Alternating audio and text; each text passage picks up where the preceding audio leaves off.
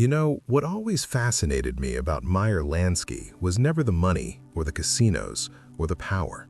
It was his complete and utter contempt for violence as a tool. To him, a gunshot was a bankruptcy of reason, the final proof someone had run out of ideas. And that's what makes one specific, almost forgotten event so electrifying. In 1935, in a rare moment of vulnerability, someone broke the one unbreakable rule in Lansky's world.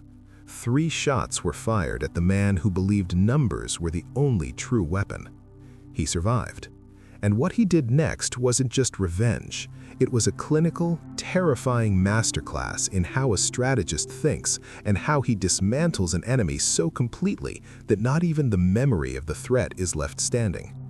The question that haunted me was, what is the most cold-blooded form of vengeance? Is it killing your enemies? Or is it something far, far worse? To understand that, you have to understand the target. Meyer Lansky in the mid-1930s was at the peak of his powers, but deliberately in the shadows.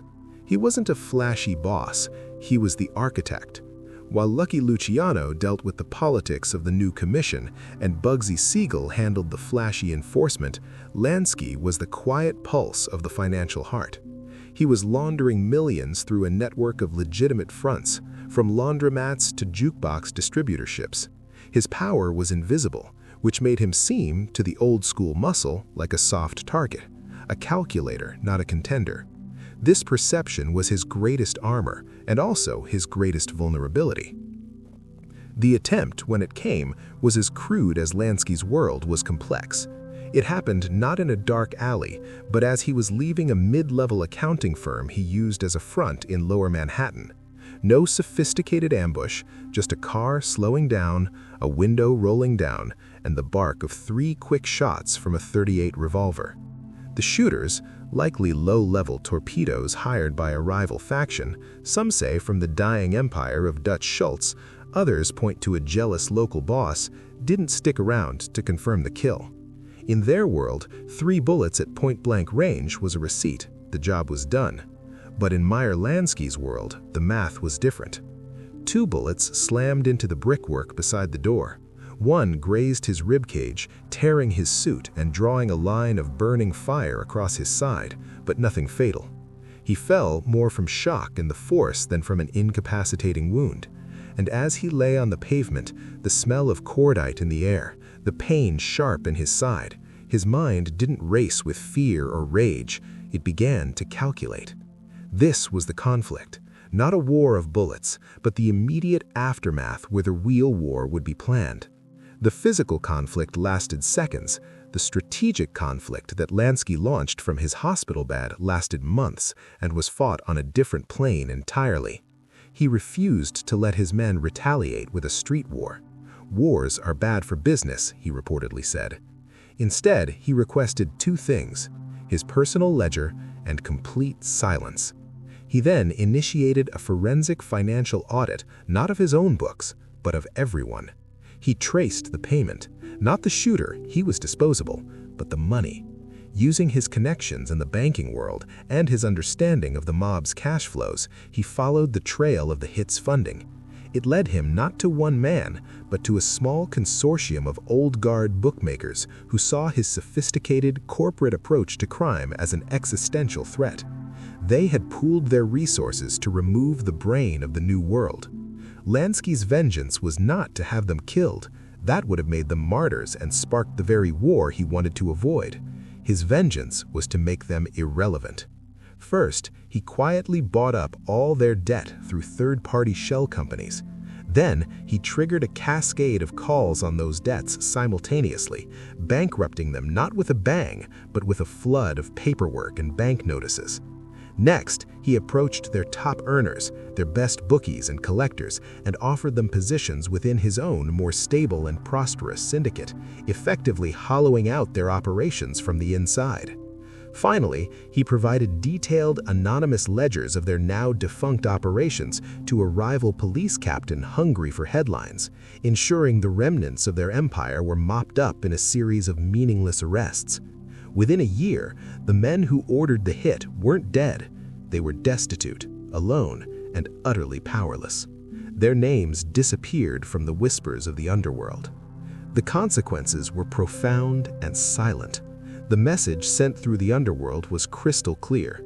You could shoot at Meyer Lansky, but you were only aiming at the man. The real target, his web of money, influence, and calculated relationships, was untouchable.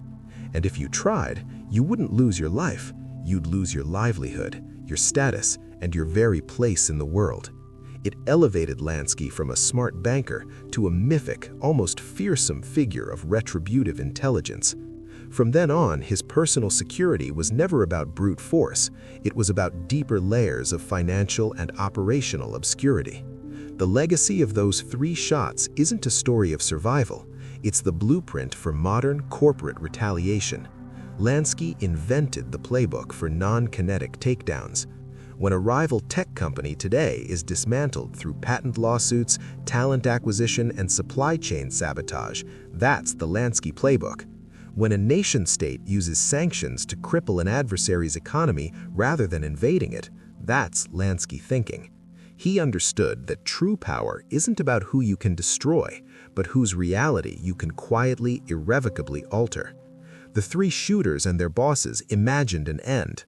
Lansky aimed at their entire existence and engineered its obsolescence.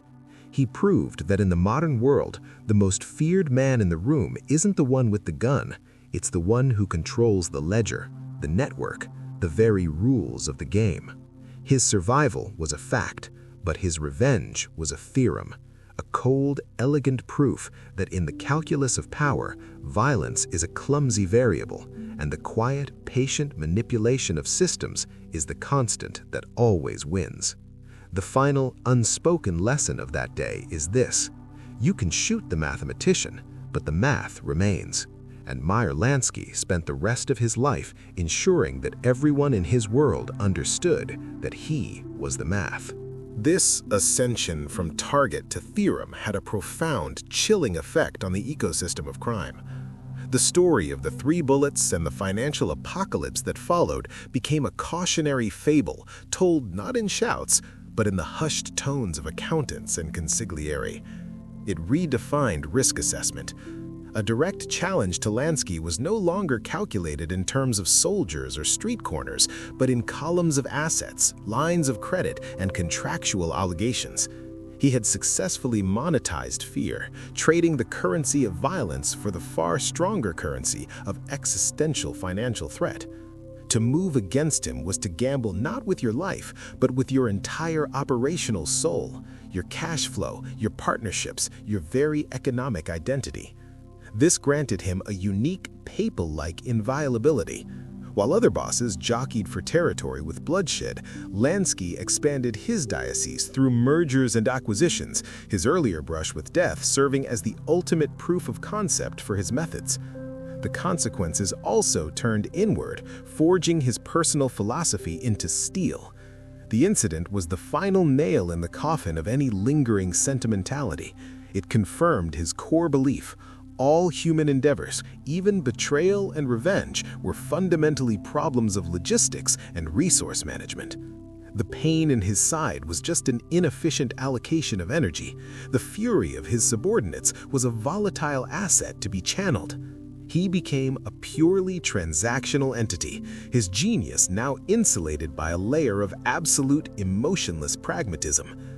His legacy, therefore, is not of a gangster who survived, but of a pioneer who successfully translated the chaotic, passionate violence of the underworld into the clean, predictable language of corporate strategy.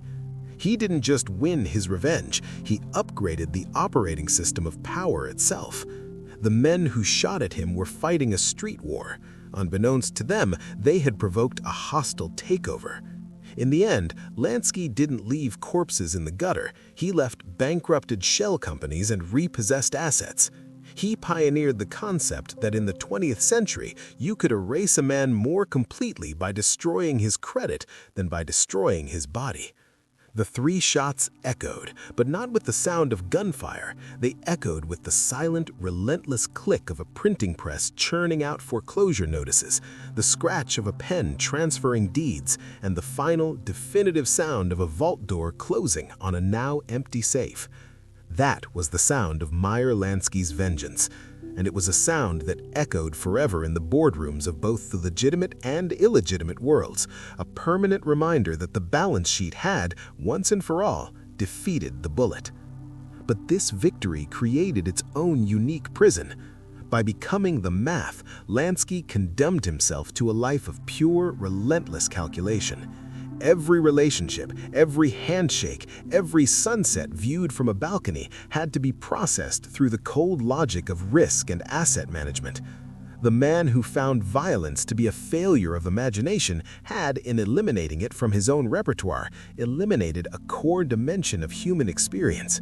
He could no longer afford a moment of pure, uncalculating trust or rage. The three bullets had forged him into a perfect, self-aware algorithm. His world became a series of firewalls and encryption, not just around his money, but around his very self. The intimacy of friendship was too great a vulnerability. Loyalty was a derivative to be hedged. This is the tragic irony of Lansky's supreme rationality. It made him the most powerful man in the room, and the loneliest. While his rivals could find solace in family, in the noisy, messy camaraderie of the social club, Lansky's solace was in the flawless, silent logic of a balanced ledger, a companion that demanded everything and offered no warmth in return. His legacy, therefore, is a double-edged sword. He gifted the world, criminal and corporate, the blueprint for clean, efficient, devastating power, but he also stands as a monument to its ultimate cost.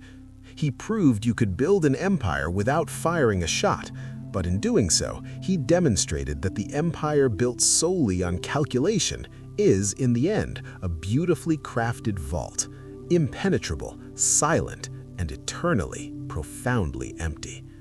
The final revenge of those three shooters was not the scar they left on his skin, but the absolute, unwavering logic they forced upon his soul. He survived to rule a kingdom of numbers, but in his victory, he became the first citizen of a nation of one.